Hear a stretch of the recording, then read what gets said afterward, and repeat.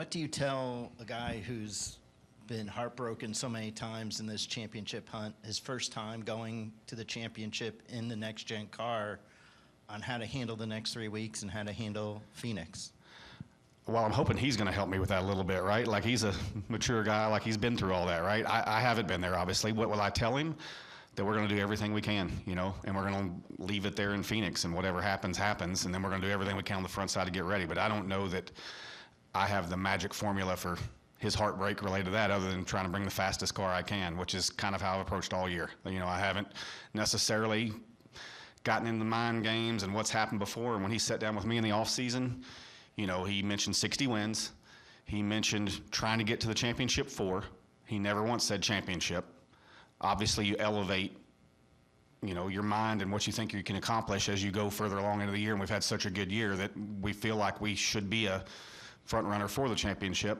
But I don't think it's going to change what we do. We're going to take it a week at a time and a few weeks ahead on Phoenix, and that's about it.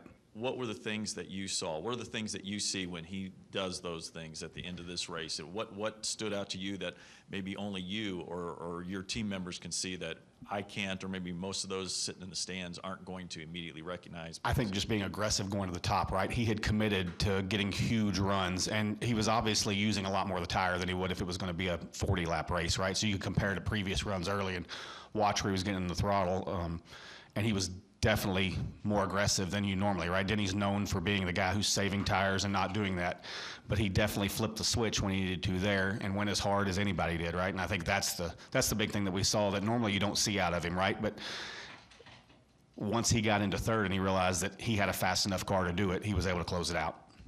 We rarely see you so emotional, and you've talked about the significance of this milestone for a long time now, so I don't think that part is surprising. But did the moment meet the hope or the expectation of actually achieving that goal? Yes, no doubt. I mean, what you saw, I mean, that was going on for the last 3 laps. I mean, I did say a prayer into 3 with 2 to go for no caution. I try not to ask for prayers for things that really don't matter, like competition, you know. But it was just, I needed to see this one through all the way. And so I asked for a favor on this one.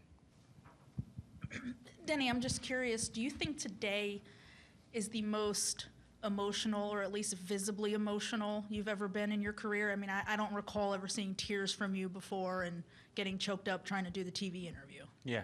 I think so. Because it's just, this has been, you know, building for quite some time. You know, when I moved the bar from 50 to 60, you know, I had to stew on that for a few years. You know, when I won the Daytona 500, you know, I'd always hoped to win the Daytona 500. There's a letter that I wrote when I was 8 years old that's in my garage that my mom kept that says, my wish is to win the Daytona 500. I hope that this comes true on February 18th, 1998. I thought when I was 18 years old, I was going to be in Cup for some reason. But there's something about manifesting, because I've won it twice on February 18th, the Daytona 500. And so, I don't know, some things are kind of meant to be. And so while that took 30 years to happen, it still wasn't that was just one race. And there were no other implications to it, right? And the reason this one is more is because of all the things, right? I got the home things. You know, we got the lawsuit things. We've got just the Final Four, the 60.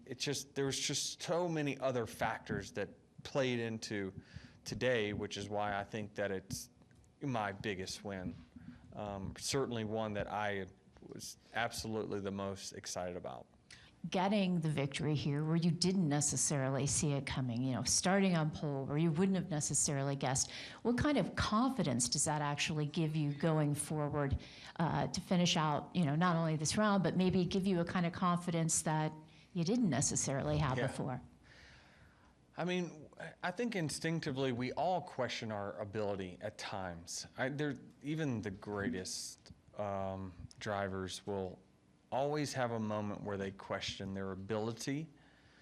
But it's days like today that are like huge confidence boost, and like that you can still do it at a really, really, really high level. So it affirms that, and yeah, it's a chest out moment that just you get, it's hitting a game winner in basketball, right? I mean, the spotlight was on you. It was your race to win, and you did it. And so they gave me the ball at the end, and I was able to make it.